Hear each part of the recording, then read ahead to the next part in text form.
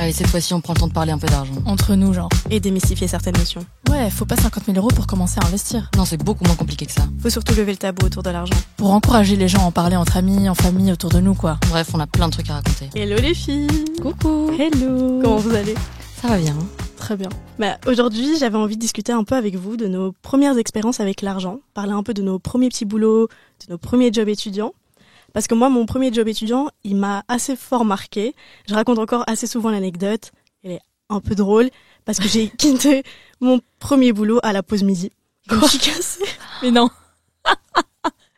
Ma mère adore me le rappeler. Mais en gros, je vais avoir 16 ou 17 ans, l'âge du premier boulot, et je trouve un job dans un call center. Donc j'y vais, premier jour, on m'explique ce que je dois faire, et je déteste. Je me rends compte que ça m'angoisse de dingue de parler au téléphone, les clients ils sont hyper aigris, je comprends pas la moitié de ce que je dois faire, je déteste. À la pause midi, je sors m'acheter mon petit sandwich, j'achète mon sandwich, et je panique. Je panique totalement, et je rentre chez moi. Mais non. Je rentre chez moi, je ghost le taf, je rentre chez moi, je panique, et je me dis, je peux pas y retourner. Ils t'ont rappelé? Ils m'ont rappelé, et j'ai inventé une excuse du genre, j'ai vomi. J'ai jamais été payée pour cette demi-journée. De toute façon, c'était très très mal payé. Si je me souviens bien, c'était genre 6,50 de l'heure. À l'époque des étudiants, où on n'était pas bien payés. 6,50. Bon, j'ai eu pire, hein, mais... Ah ouais? Mais du coup, j'allais justement vous demander, est-ce que vous vous souvenez de vos premiers petits boulots? Est-ce que ça vous a marqué? Si vous vous souvenez de vos salaires, etc. Je t'en prie. Ouais, du coup, moi, mon premier petit boulot, j'étais babysitter pour mes voisins. Et j'étais hyper jeune, hein, je pense que je devais avoir max 15 ans. Et ils étaient 3 petits. Donc je sais pas comment tu laisses déjà une ado de 15 ans garder 3 enfants, genre jusqu'à des heures tardives. Mais bon, ils m'ont fait confiance, c'était les voisins, donc la voisine, du coup c'était hyper facile d'aller chez eux, etc. Et ils m'ont proposé 5 € de l'heure. Et moi, à cette époque, j'étais là, ouais, ça va quoi. Je suis à côté, donc je dois pas me déplacer. Puis je dois pas faire grand chose en vrai, hein, parce que je devais juste garder des enfants, les mettre à dormir, prendre leur bain, et puis c'est tout. Après, j'avais ma soirée pour moi et je regardais des films, etc. Mais bon, quand j'y pense, 5 € de l'heure, c'est vraiment de l'esclavage. C'est vraiment rien du tout. C'est abusé. Et du coup, parfois, je restais genre 4-5 heures et ça me faisait quoi, 20 balles, 25 max. Et j'étais trop contente parce que j'avais mon petit billet. Et j'étais en mode trop bien, je pourrais aller au Quick avec mes copines, la semaine. Les premières dépenses utiles. Vraiment les premières dépenses. Mais voilà, ça c'était mon premier job. Puis après j'en ai eu des plus sérieux avec des meilleurs salaires et plus régulés, on va dire. Mais ça m'a un peu plus marqué, surtout au niveau du tarif quoi à l'heure.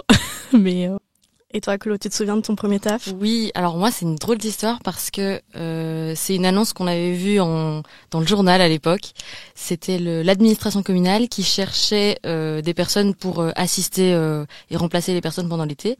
Donc c'était un job assez intéressant pour un premier job. J'avais 16 ans et j'ai dû passer un entretien d'embauche assez poussé avec plein de gens qui avaient pas spécialement mon profil, qui étaient beaucoup plus âgés, etc.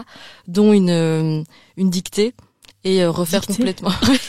Enfin, j'ai dû faire une dictée parce qu'en fait il y avait une partie du boulot qui est de la rédaction d'emails et donc ils voulaient s'assurer qu'on pouvait écrire sans faute, etc. Donc dans ce processus d'entretien il y avait cette partie email, donc la partie rédaction. Et puis il y avait aussi toute une partie mise en page sur Word, etc. Et vu que on avait eu l'ordinateur à la maison et que j'aimais bien chipoter déjà sur ces outils, en fait ils étaient très surpris que je puisse déjà utiliser ces logiciels-là. Donc ça c'était le premier boulot. Et au niveau salaire, on était sur un salaire standard pour une fille de 16 ans à l'époque. On était en 2015, donc il y a 10 ans pile d'ailleurs. oh wow, ça nous rajeunit pas. Ça nous rajeunit pas. Et du coup voilà, c'était mon premier boulot.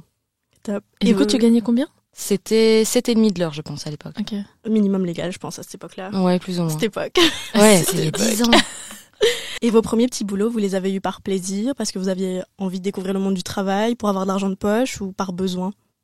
Moi, c'était surtout pour avoir de l'argent de poche, pour avoir mon argent, pouvoir le dépenser comme je veux. Parce que bon, mes parents me donnaient de l'argent, toujours. Hein, depuis que je suis jeune, ils me donnaient mon argent de poche et je devais le gérer. Mais j'étais là parfois, j'ai envie d'avoir un peu plus. Et je voulais pas demander à mes parents, coucou, est-ce que tu peux me donner genre 20 € en plus par semaine? Non, tu vois. Donc je me suis dit, je vais aller travailler pour mon argent. Et voilà, donc c'était surtout par plaisir, on va dire, et pour pouvoir avoir mon propre argent et pas dépendre de mes parents, quoi. Moi, en fait, j'y ai réfléchi un peu et je pense que c'était pour remplacer aussi une activité estivale. Parce que quand j'étais plus petite, j'allais souvent faire, des stages multisports, ce genre de choses. Et en fait, il y a eu un moment où j'étais trop âgée pour en faire. Et du coup, au lieu de passer mon été à rien faire, c'était l'occasion de travailler un petit peu. En ce premier boulot, je pense que c'était que 2 semaines. Donc c'était pas c'était un boulot un peu plaisir et en même temps pour découvrir le monde du travail aussi. Mais je pense que c'était plutôt ça qui m'a poussée et ma mère m'encourageait aussi parce que pour elle c'était aussi intéressant que je vois un peu le monde du travail et c'était une belle opportunité que j'ai trouvée là. Est-ce que le fait de gagner votre propre argent, même si c'était 2 semaines sur un été, ça vous a fait quelque part vous rendre compte de la valeur de l'argent? Est-ce que vous pensez que ça a été bénéfique pour vous? Ouais, clairement. Enfin, moi je recommande à tout le monde, même si t'as tout l'argent du monde, et que tes parents, on va dire, t'as une chance qui te donne de l'argent de poche, etc.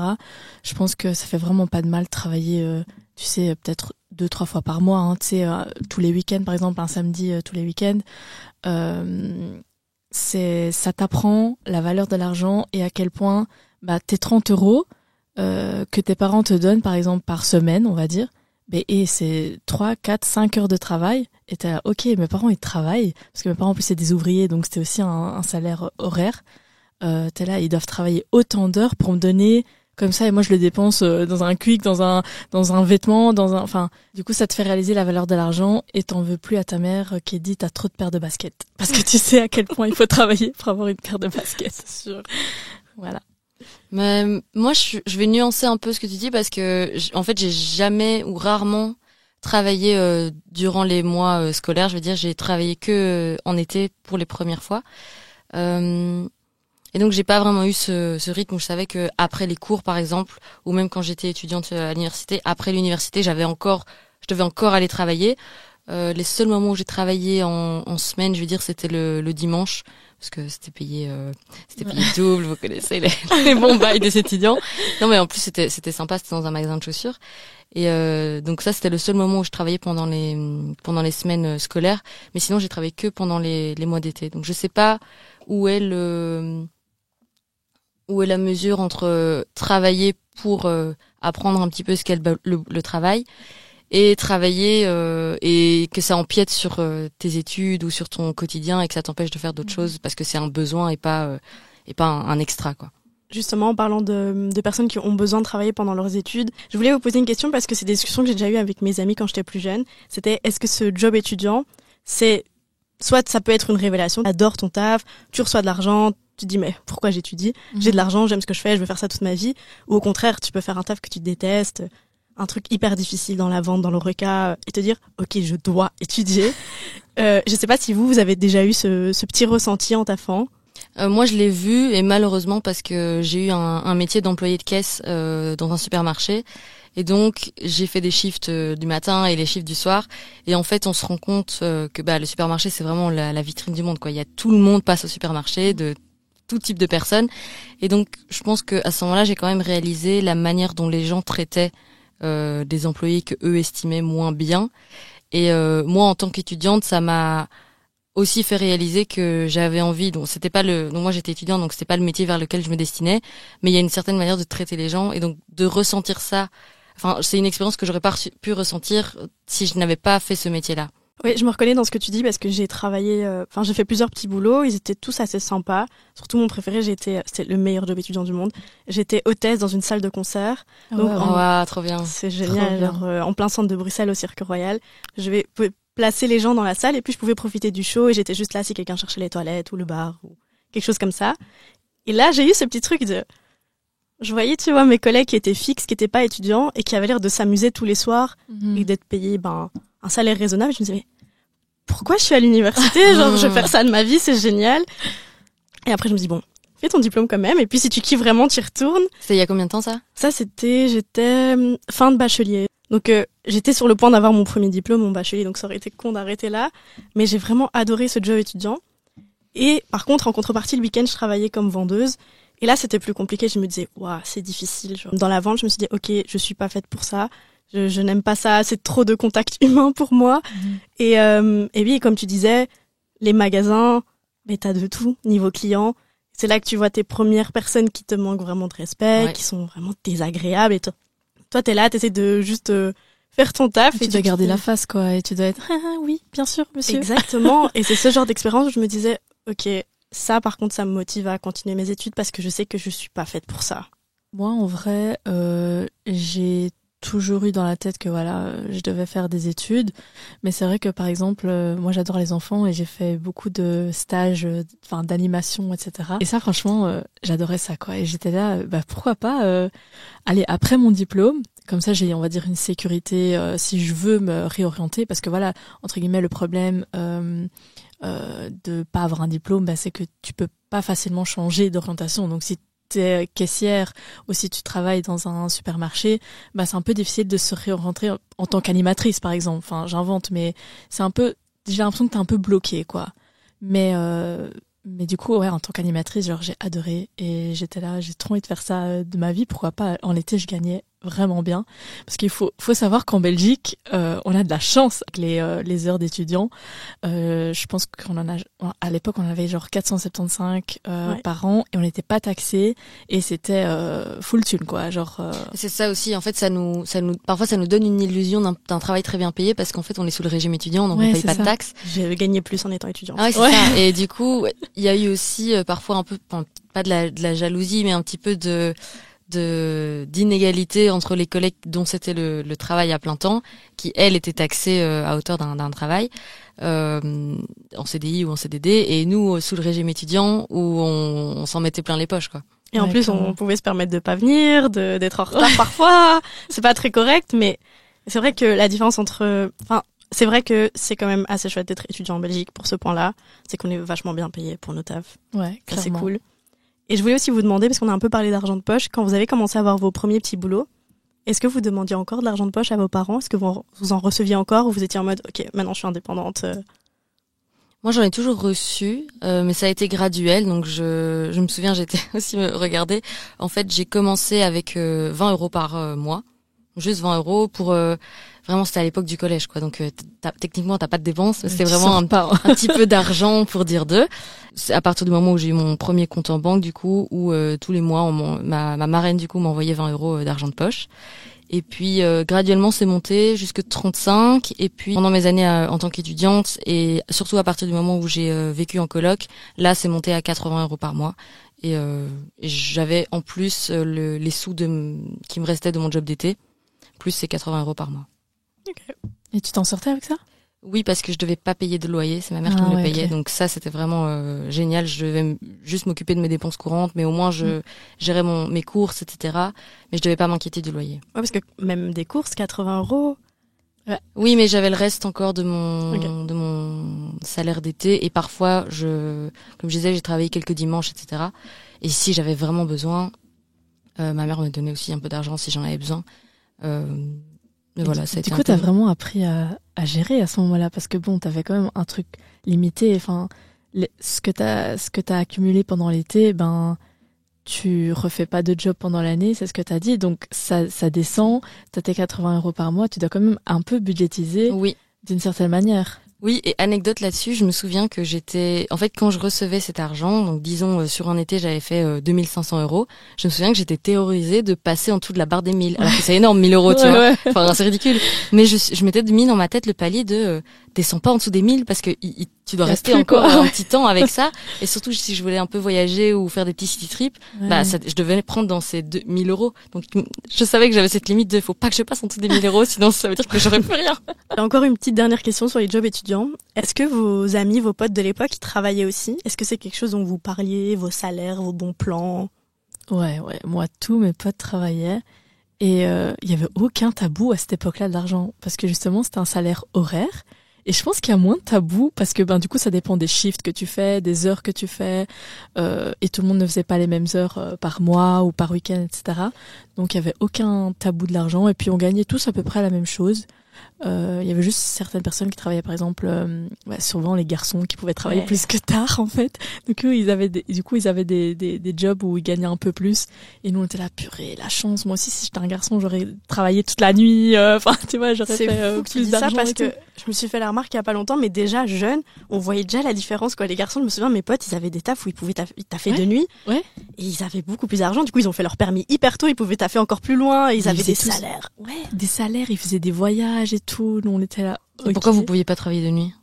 Mes parents m'auraient jamais laissé. Non plus. Et même niveau sécurité, tu vas prendre le dernier bus, le premier bus le matin. C'est ça. Ah ouais, ok, je pensais que tu disais c'était des jobs genre de livraison ou des trucs comme ça où tu disais que t'avais le permis. Ah oui, les trucs de livraison, etc. Il fallait le permis. Il y avait beaucoup de jobs étudiants, il fallait le permis. Et j'ai l'impression que les garçons y avaient beaucoup plus tôt que nous. Ouais, clairement. Genre, moi je sais que mes potes se faisaient beaucoup plus d'argent parce que ils allaient à des jobs où il fallait travailler plus tard, donc ils gagnaient un peu plus. Quelle société injuste. La nuit, mais vraiment. Et du coup, le patriarcat. et du coup, non, il y avait pas de tabou. Honnêtement, on se disait, je gagne 10, 11, 12, 13. Et puis si quelqu'un gagnait plus, c'était là, tu sais pas me trouver une place aussi chez toi. Et franchement, on se trouvait des jobs où on se retrouvait ensemble et tout, donc ça c'était cool. Trop chouette, les pistons. Moi, mes potes, ils travaillaient pas. Et on parlait pas de ça, en tout cas pendant toute la période du coup collège jusqu'à l'université. En fait, on a commencé à en parler que environ vers le bachelier et l'université parce qu'il y en a certaines qui sont parties en colocation et donc à ce moment-là on a parlé du loyer, de combien ça coûte, etc. Mais c'est seulement à ce moment-là que les conversations sur l'argent sont venues. Sinon, on n'a jamais parlé de ça entre nous avant. Ok. Moi, j'ai l'impression que dans mon groupe d'amis, la plupart des gens travaillaient, avaient un petit job étudiant, donc ça, on en parlait assez ouvertement de nos salaires, on essayait de se pistonner aussi, etc. Et j'avais quelques potes, par contre, qui travaillaient pas du tout. Mais j'ai l'impression qu'on en parlait beaucoup plus ouvertement que maintenant de parler de nos salaires en tant qu'adultes avec nos potes. Clairement.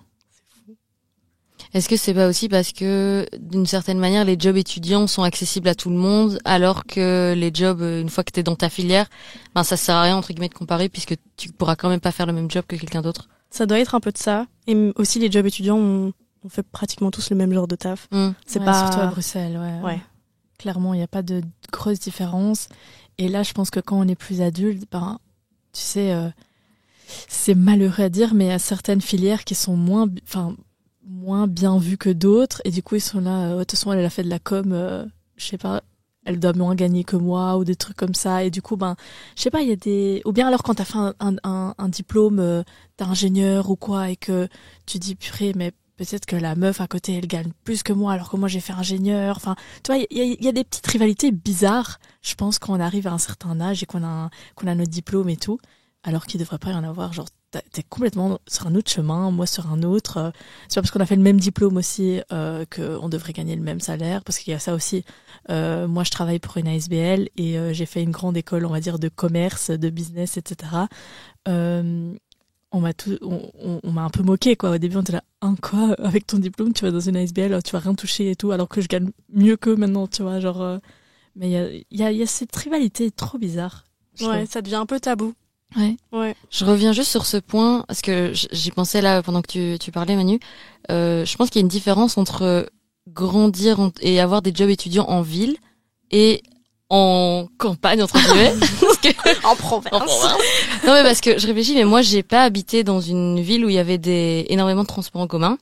Il y avait quand même des trains, des bus, etc. Mais après les heures scolaires, il n'y avait pas autant d'affluence de bus, par exemple. Et donc, moi, les jobs étudiants que j'ai trouvés, c'était dans la ville où j'étais. Par exemple, le magasin de chaussures dont je parlais et le supermarché.